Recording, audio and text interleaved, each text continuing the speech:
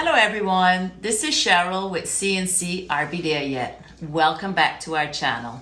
Today's video is part of the Saba series, but it's a real treat because today's video is an interview with not only my family, Will Johnson, but Saba's historian. He has years and years of historical research that he's going to share with us today. So follow us, The Adventures of CNC. Don't forget to like and subscribe.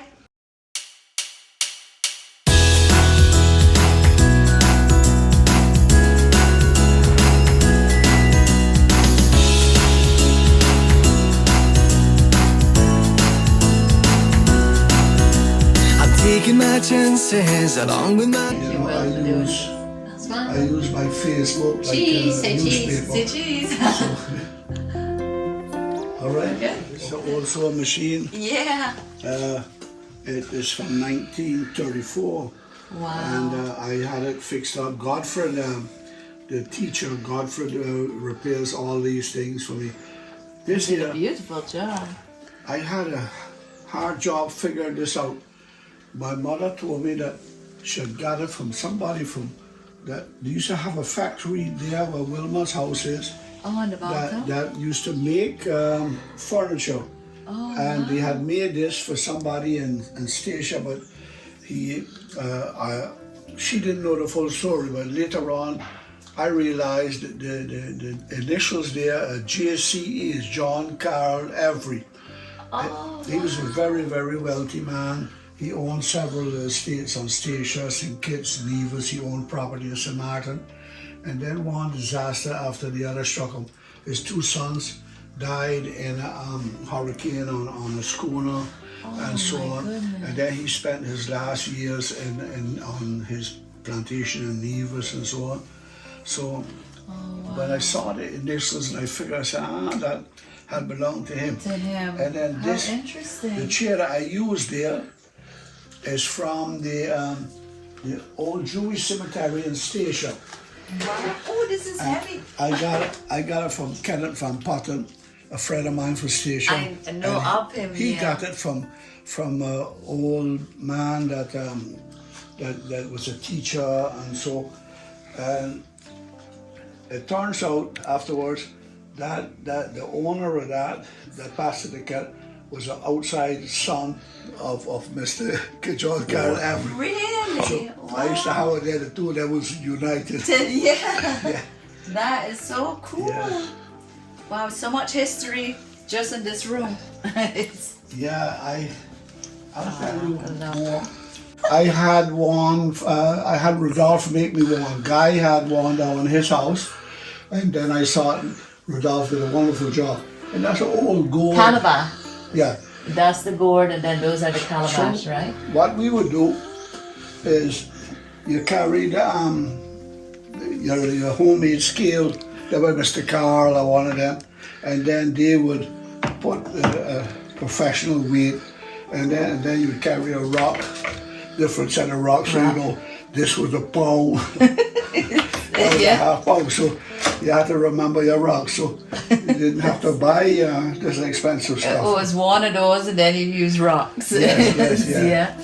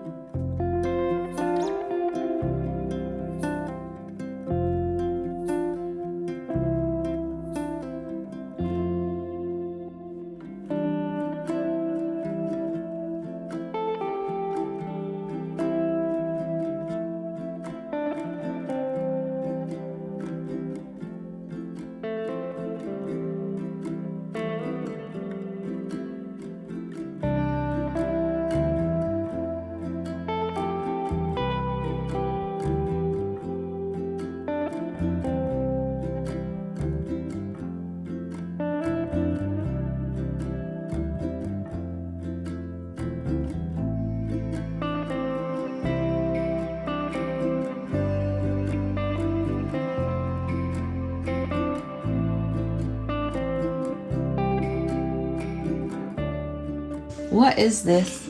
Somebody brought it for me. People know I collect. You can let, I don't even know what that is. This is an old meat grinder. Oh Yeah. my goodness. It's Oh, I see the handles. A guy from Santo Domingo, they call him Black China. He brought it. He said, "Well, I know you like all this nonsense." Perfect. But yeah, you put your meat in there, you grind it by hand. Yeah. Wow. And, Interesting. Look at this, so pretty. This here too. Beautiful. This is what we ate our soup out to. Yeah. This one Rodolphe cleaned up for me nicely, and we used that up until I was a big boy. We used the thing. I use them now to hold my photographs and things that I'm going to scan. But I have so many, I can't scan. Do you know all what of a them. calabash is? It's like a big green. Yeah. You don't eat it, right? No. No. And curacao. But It's I know. filled though. It's like a full fruit, and you dry it and then scoop out all the middle. My dad used to keep like his nails and string and like everything, all of his. But curacao they use it for something, but I can't understand digesting Yeah. the contents. The content, yeah. I've never known anybody to Yeah. use them. Only that my dad would make stuff. Okay. So Will Johnson and I are first cousins. Our moms were sisters. My mom loved his sister to pieces.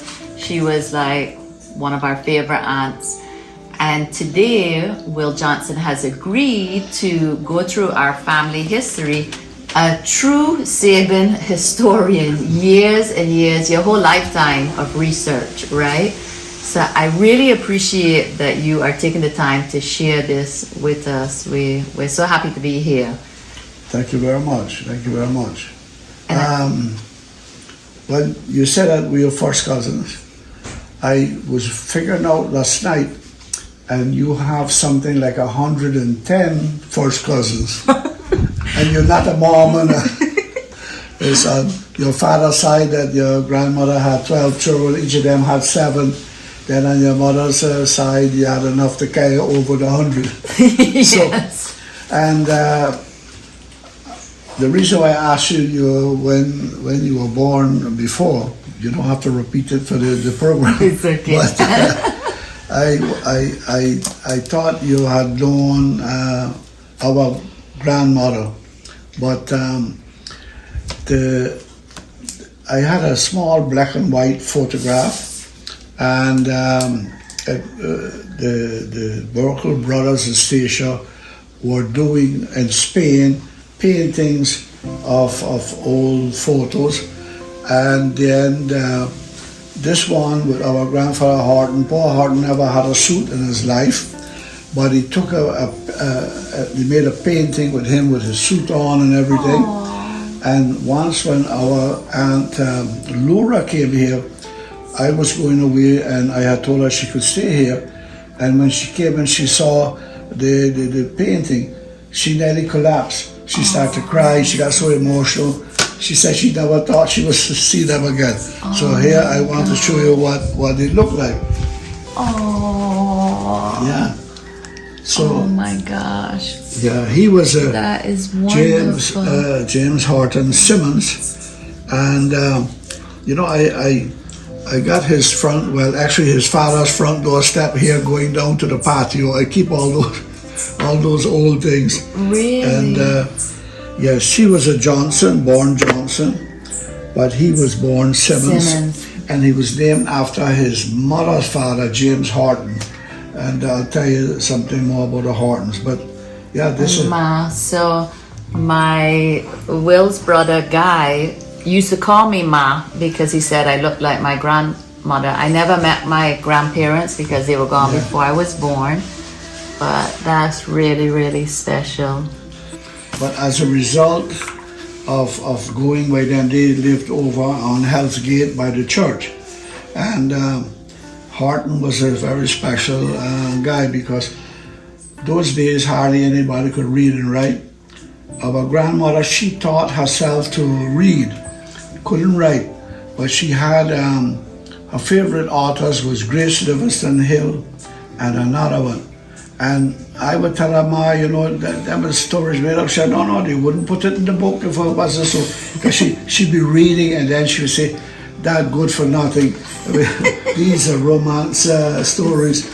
Grace Livingston Hill, the other one I can't remember, but Nancy Drew, I think. Nancy Yeah, those Drew. were our two favorite authors.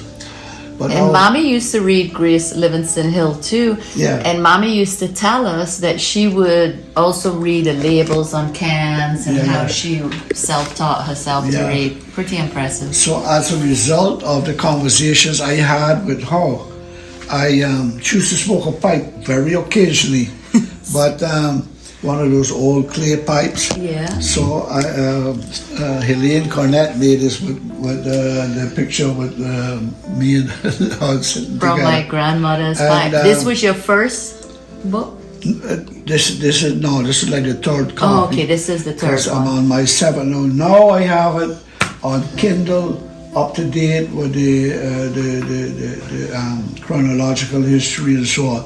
So anybody wanting can order from Amazon, from Amazon. Kindle, yeah. And now Horton, Willie Johnson told me that they were farming up at the Rendezvous, and somebody said it seems to be a riot going on in Windward Side, and the other person said, no, that's Horton, no, he's cleaning somebody's yard.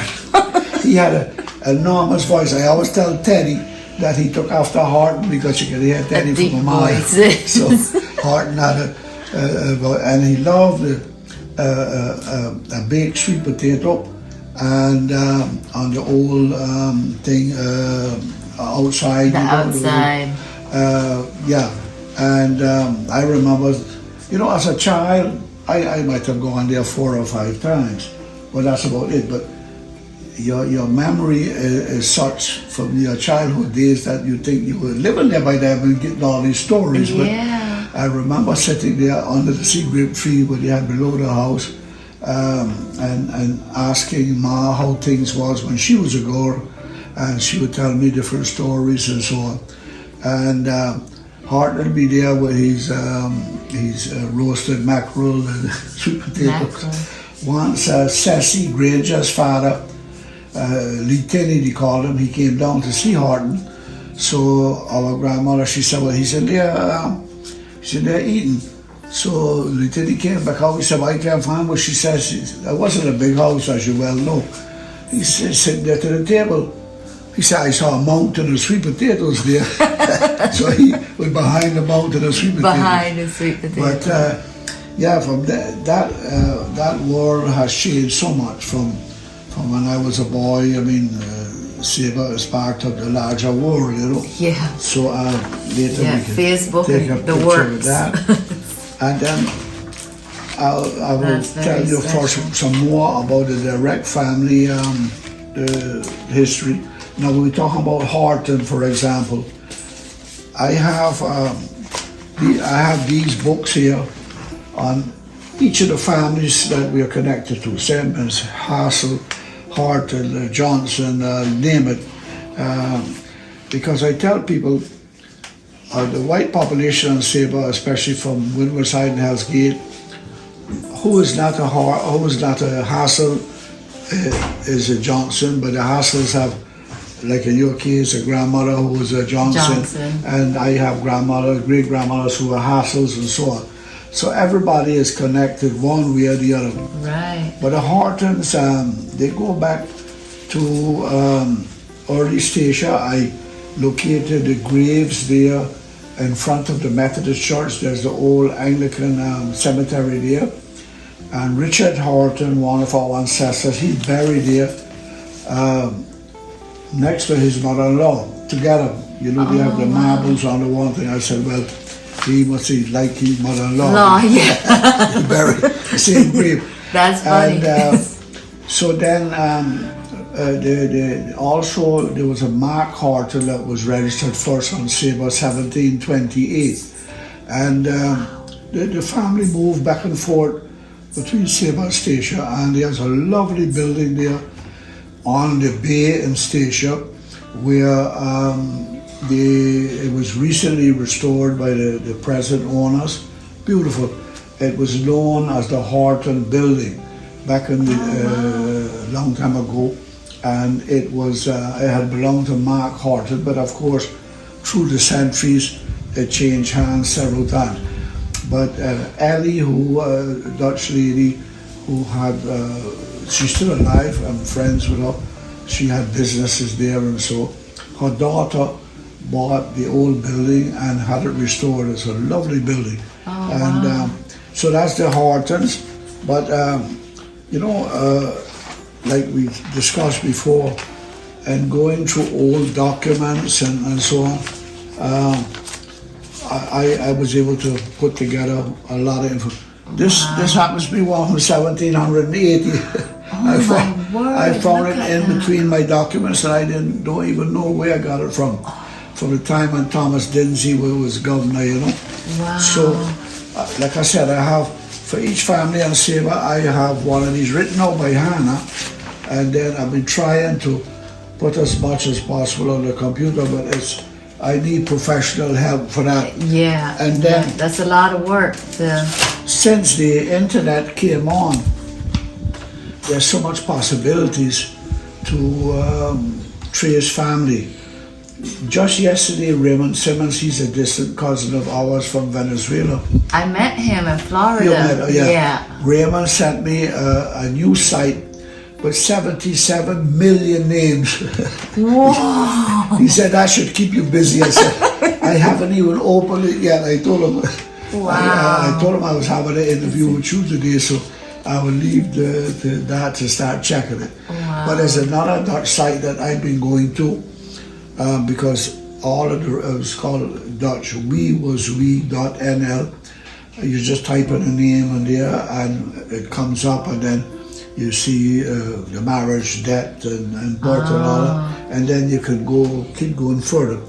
As you know, my wife Lynn is from the States, and she just recently got into this genealogy thing. I had from her mother or a lot of the photos of her ancestors. So Lynn now has started on ancestry.com to check out her people, and going all the way back to the 1300s. So Lynn can identify great grandmothers and all that. Wow. And from Germany, her ancestors were, and Scotland, the majority from Germany. But now Peter Simmons, Commissioner Bruce's great grandfather, he told Lester that his great grandmother had told him that we was family to Alexander Hamilton. So Christy was doing some test in the States, and I wrote her a letter with all that information. So Vernon called me, he wrote me. He said, "Oh, Will, this is a big thing, so poor Christy can't explain this to the people in the school. How you got our information?" So I told him. Now, the old man, he was 11 years old when his great-grandmother died. So he was old enough then to have a memory of things that she told him. She was born in the 1700s. Then his grandmother died when he was 22. So he was living with them in the same little Hell's Gate environment, and so listening to their stories. And Lester said that Uncle had told him that we were relatives of Alexander Hamilton. He didn't make a connection, but we were relatives. But here and doing the research on the Horton family, I found out they were on station around the same time that Alexander Hamilton's mother was there. They were somehow connected. Right. Family-wise, I'm not 100% sure. But recently, a new book came out that Alexander Hamilton himself had spent some time on station. And then in my research, I found some Hamiltons that were there. So we could either have been connected to him from his father's side or from his mother's side. But this is what Ong had retained in his memory. And to show you how just recently, I said, Ong was right. I went up with Peter to where Alexander Hamilton is buried in New York. There's an old church there, very close to the Twin Towers that came down. Right. Beautiful little old church, and his grave is there. I have a picture of me and Peter sitting on his grave and everything. And on my site, the blog, the Saba Islander, I have the story there. So it shows you that you cannot dismiss oral history. No. Many things that Willie Johnson told me that he had heard from the old timers. Later on, I was able to find that back in the official records, like one of our ancestors from my father's side,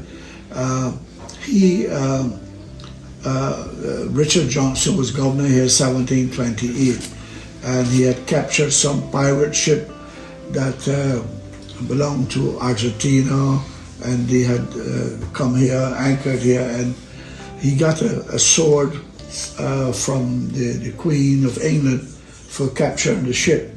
And then Willie said that Tama, who was also descended from him, had made a scraper out of it. Oh. So there goes history. There goes history, yeah. Every time I see some item that I got here now, says I wonder if anybody make a scraper Oh, yeah.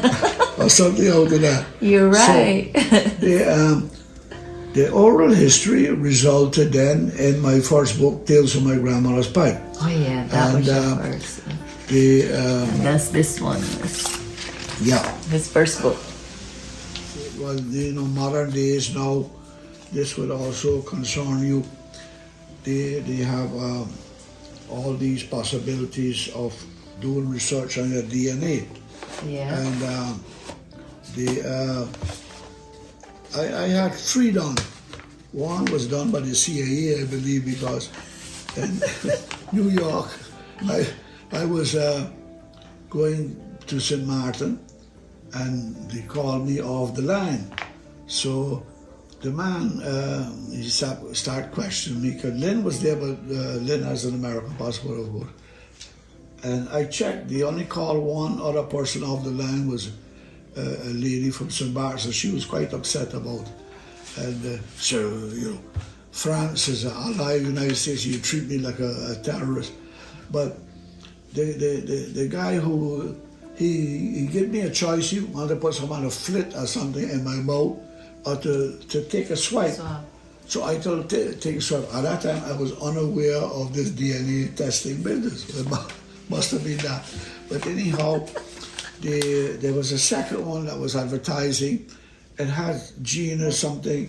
So I thought that was the National Geographic one, but it wasn't. But it matched up fairly well with the one from the National Geographic. National Geographic is a very reputable organization. So I said, Peter told me, my son Peter, he said, Daddy, try the National Geographic. So here we got, you would fall in the same category, because I have Northern Europe, Northern European as 44%, and then Mediterranean 38%, and Southwest Asian 15%. That is what I'm going to come back to, but anyhow, they tell you where the Northern European were mostly from, and it was like, of course, Denmark and the Nordic countries, England and so on, Russia even a little bit. The Mediterranean, the 38%, which is very high, was from the Iberian Peninsula, Spain and Portugal. And then but let me explain it out for the Berbers from North Africa had captured the Iberian Peninsula when the Muslims captured it. And I don't like to get into this North American business with race and everything, but you read these stories from down here. Africa is a continent with 52 countries. Africa has 3 geographic locations. You have Northern Africa, Morocco, Libya, Algeria, and all the way to Egypt.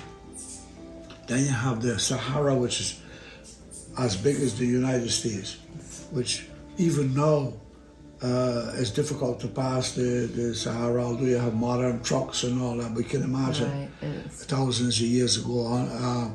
And then you have southern Africa, the extreme lower part where South Africa started. And then you have the middle section where the slaves in the West Indies were brought out from. But northern Africa, you had the Kaliba, anyhow, there is a white race of people, the Canary Islands too, you have them, that nobody seemed to know where they came from. But then the Roman Empire occupied the whole North Africa, Egypt, all that for hundreds of years. You had Greece before them, and before them you had the Carthaginians, from the Phoenicians that came from Syria and so. The people that are there now have the same DNA as those from thousands of years ago. So the Berbers are basically a white race of people. But you have, like I say, you see a family here, you'll see brown people, black people, white people, all in the family. Right. You know, so Yeah. it isn't discriminatory when you mention these things. You just Right. mention it as realistic history. That's where you came from. So, yeah. Now, on Saba, you know, in the Dutch islands, you had a lot of Jewish families that came here very early on, Curaçao, because Holland was always very lenient towards Jewish people. So when they were chased out of Spain and so on, a lot of them came to Holland and then followed the Dutch to Brazil, then Suriname and Curaçao especially. We had one Jewish family here, was Moses Correa, who had 4 daughters. One of those daughters was married to Peter Simmons, who was the governor of Saba at the time in the early 1700s. And Rebecca was her name. That was a typical Jewish name as well. And we had, I'm pretty certain that one of our ancestors, Peter Simmons and Solomon Simmons, that we descended from the Simmons side, we descended from that group. So we have this Rebecca that was married to Peter. She was a daughter of this Moses Correa, but she became a Christian afterwards. As a matter of fact, I have in my collection, when she was buried, Alexander Hamilton's teacher was from Saba. He was from Scotland, but he was the Anglican priest here for like 14 years, and he married Rebecca, the daughter of the governor. And he did the eulogy when she died. I said, well, the corpse would have been rotten by then, because it's a 72-page eulogy. Whoa. and it's in the National Archives of the States, and I got a copy. The guy was John Knox, the Reverend John Knox, and then so then he moved to St. Croix at the same time that Alexander Hamilton went there as a boy, and he was Alexander Hamilton's teacher, you know. Wow. So we have a good deal of Jewish ancestry. Very from there. diverse ancestry, yeah. Now the Southwest Asians, 15%. That had me wonder, where could this be from? So anyhow, you know, I read an awful lot. Yeah. Even when people think I'm going to bed, I go in there to read old National Geographics and all that. So this book here, it's a history of the Black Sea. And you know, Rome was all over. Rome had gone all the way over into Asia, Russia. Romania is named after the Roman Empire. And they were having a problem with a bunch of Persians, in modern day they call them, I think, on the Black Sea. So Rome was also having problems up in England by Hadrian's Wall of keeping the Scots and so under control a bit, you know. So they defeated these Azagarians, were known warriors and so. So the Romans defeated them, and offer them, the solution. Heads off, or you can also swear allegiance to Rome and head to Hadrian's Wall. And here is the 15,000 of them and their families moved across Europe from the Black Sea, which is an enormous distance, and so on. And they were there 2,000 years ago, around that area. And that area is where most of the Saba people ancestors, the white Saba people, came from. And it's a long story, I'll just read the last part. What happened to them at the end is unknown. Most probably they lost their military imperial character and simply merged into the general post-Roman population of Britain. The study of genetic history by the analysis of DNA traces is still a highly inexact science, treated with utmost caution by historians, and biology alone cannot answer the question of who people are. But if one day it is established that there are distinctive Indo-Iranian genes, a DNA survey in the Preston hinterland might well reveal that some Martians are in a sense still present. And so it could very well be that from that group that settled there, they mixed up with somebody of our ancestors from Northern Europe. You know? And that's what got us that part of the DNA. This is done by the National Geographic. So I really value this one. Although the other one... and it's interesting how you made a connection. I mean, I read this and when I was reading, I said, wait a minute, that's probably where it came from. So I